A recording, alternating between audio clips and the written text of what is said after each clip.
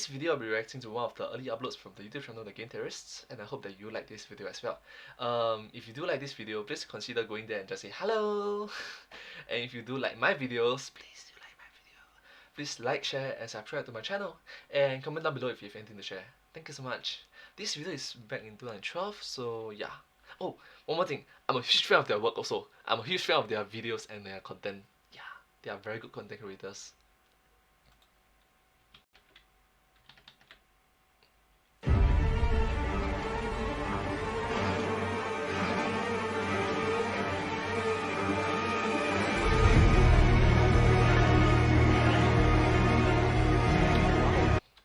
It's like so dark.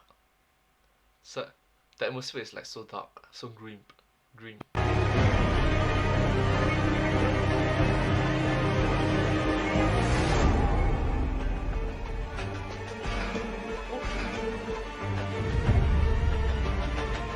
This was in 2012. I remember this was one of the more successful, more popular videos.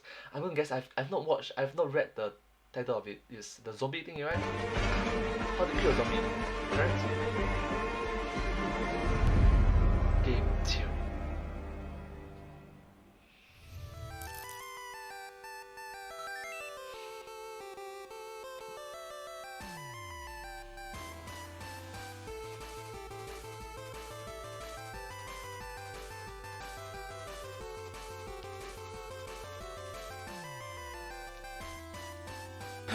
Hello Internet, welcome to Game Theory, the only show that slaughters melons in the middle of the desert so that you can survive a zombie apocalypse.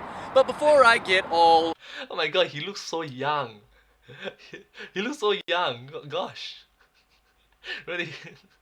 Like, I know this was in 2012 lah, and then right now he's like more mature, and yeah. Man, he looks so young in this video. O.J. Simpson up and a lot more aggressive. Just saying. In here, let's take a minute to consider just how real the threat of an undead uprising actually is. Meet Toxoplasmosa gondii. This little guy can only breed in the intestines of cats, so it infects the brains of rats, and then shuts down the rat's fear response, making them approach a cat instead of running away. The rat gets eaten, Toxoplasmosa reproduces, and proceeds to infect more rats. But MatPat, I'm not a rat, you say. Well spotted, loyal theorist, but you're not safe yet. Early studies have shown that those humans infected with Toxoplasmosa tend to be more insecure and have minor brain damage resembling the effects of schizophrenia. And you know how in the Walking Dead series everyone is already infected? Well, hate to break it to you, but half of you watching have Toxoplasmosa swimming around inside you as we speak. So the hard truth is this: if you're looking for a zombie apocalypse, Toxoplasmosa gondii may be your culprit. In other words, the zombie threat is closer and more real than you or I can imagine, and I don't know about you, but I want to be prepared. And that means figuring out what weapon is going to protect me the best. Thing is, I don't own a gun. True. Oh, it says, I remember this is one of the early uploads of the Game Theorists Game Theory video, in which a big portion of the video is him, as in him, not just animation of him. It's him. Wow. Only 47% of Americans do, and even if I did find one lying around on the street, I wouldn't be able to pick one up and suddenly become Andy Oakley.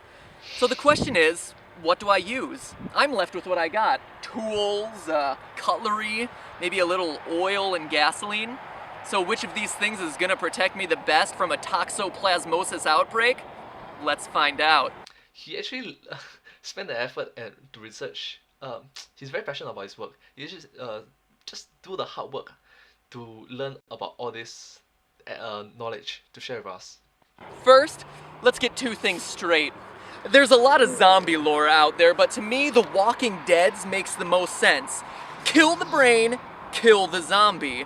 So we're looking for a weapon that'll be able to penetrate the head from a safe distance.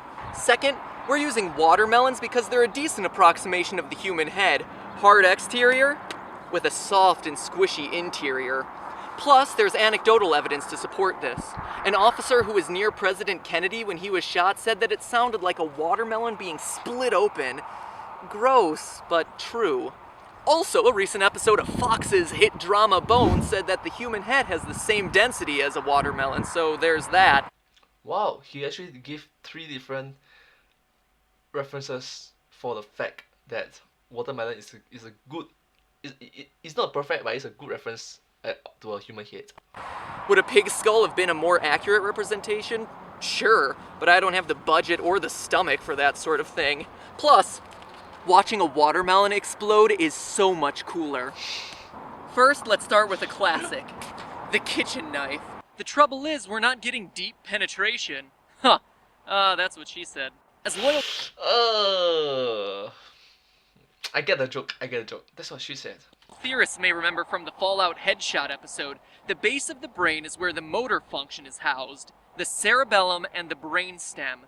For mindless shambling zombies with no high-level cognitive processes, that's the region we have to take out in order to stop them coming for us.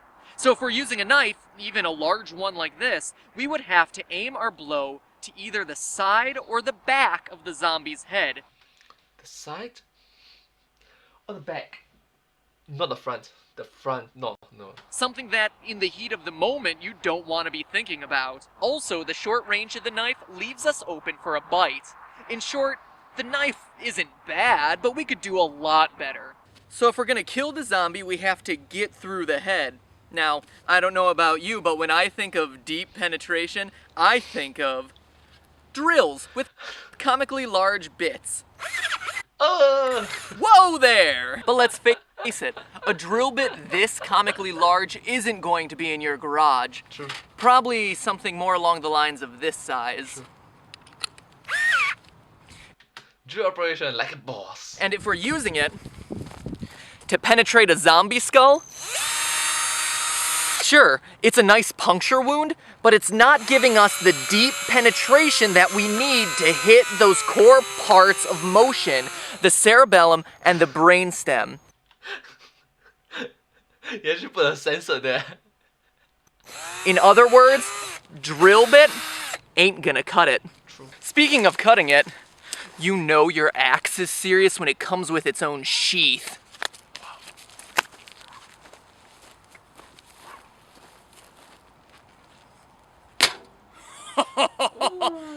That worked. Look, it even looks like it has a little unhappy face right here. Little eye and a little mouth. Oh, he's so sad that he got an axe to his back. Dead zombie, dead! The extremely sharp blade of the axe, coupled with its weight and the... That's how you know that he was younger. His attitude towards things was more, how to say, more open. It's like, zombie, leverage of the axe handle allows for some tremendous cutting power, hacking through the melon like a hot knife through butter. And if you didn't want to aim for the skull, the long handle allows for a safe reaching distance, making the neck an easy target for dismemberment. Overall, the axe gets a seal of approval. Oh ha! I'm Zombie Melon! Don't kill me! How about some bludgeoning items? I got an oversized wrench, a hammer, and the good old-fashioned 2x4. Let's melee some melon.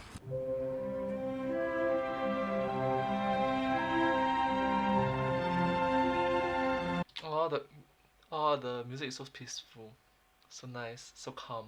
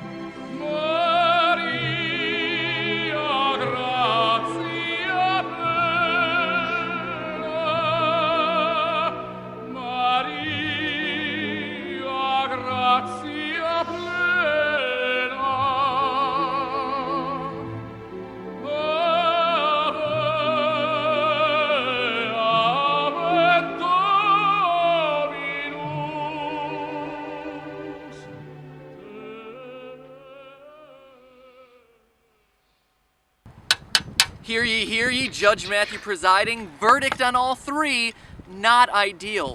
Not ideal. It's good, but it's not ideal. Yes, correct. Why do you have to put the classical music at the back though?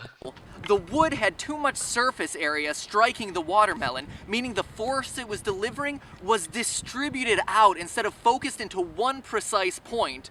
All that science talk basically means this, not the most effective club. Meanwhile, the wrench and the hammer, well, they did all right. I wasn't guaranteed a one-hit kill.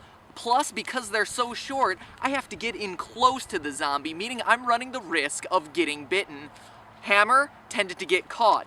The wrench especially needed multiple hits to get through the skull. Overall, they're okay if you have them, but look for something better. But wait, in honor of Dead Rising, let's get creative up in here. Use duct tape. When I saw enough duct tape, you aren't using it correct. If it ain't working, you aren't using enough duct tape. Yeah, I think so.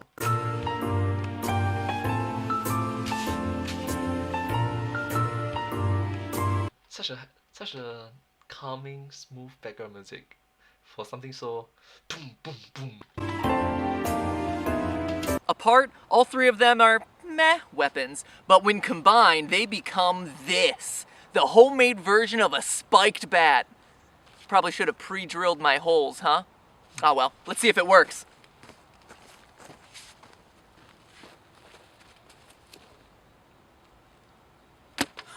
Oh yeah, baby, there you go.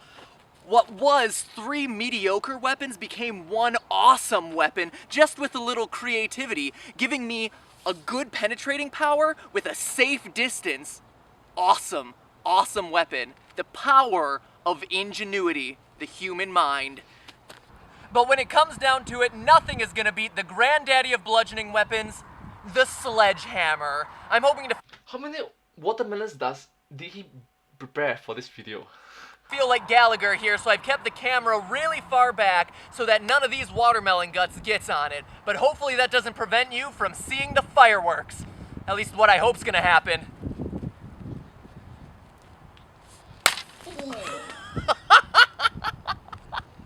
Did you see that? That was awesome and effective.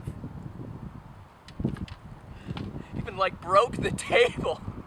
Okay, so that was super effective, but let's think about this rationally. First, a sledgehammer is heavy. It's going to slow you down a lot. And against shambling hordes, speed is going to be your best ally, so that's a negative. It's also going to tire you out. Sure, the first 1 or 2 swings are going to be fine, but if a brain-dead town is chasing after you, you're going to need stamina, and this weapon won't let that happen. But worst of all, look at that ladder. For as awesome as it is as a watermelon, if the zombie infection is transmitted through bodily fluids, you've just sealed your own fate. So the sledgehammer verdict? It's impressive as a weapon, but not necessarily your best choice. Finally, we come to the Molotov Sorry for the sound, I moved to the garage because of, fire. cocktail. But before we test this big guy out, let's think for a minute. If I throw this, what am I actually going to do? We're trying to kill the zombie's brain, but by throwing this, I'm just setting the zombie on fire. Seemingly a more problematic situation than when I first started. Also, if you think about it, they're not easy to use, you can't reuse them, and they're difficult to make. Molotov cocktail? More like Molotov cock fail. In the end, the moral of the story is this. While the end of the world might seem like your opportunity to go all badass and start shooting off guns and smashing things with sledgehammers and setting other things on fire, it's the people who stay practical and creative that are going to survive the longest. Remember, when fighting the brain dead, this is your best weapon. But hey, that's just a theory. A game theory. Take it away, Zombie Melon. You see, I love it that he's actually saying it right with his own face, with his own mouth. Because normally it's just his own animation of the logo. Yeah. I think that was his first time saying it with his own face on camera. And then alone lah. The tripod was Wow. Don't kill me, cause I'm already dead. Zombie melon, zombie melon. Ah, back of my head is ripped open. Ah, ah. Yeah, okay, shut up.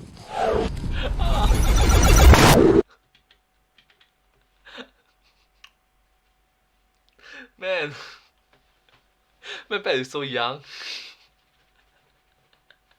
Oh my gosh. But what? Is that that was his first time? That was the first time in which game theory have so much of the real life practicality instead of the animation scenes in the video. Yeah, awesome, and it's so cute.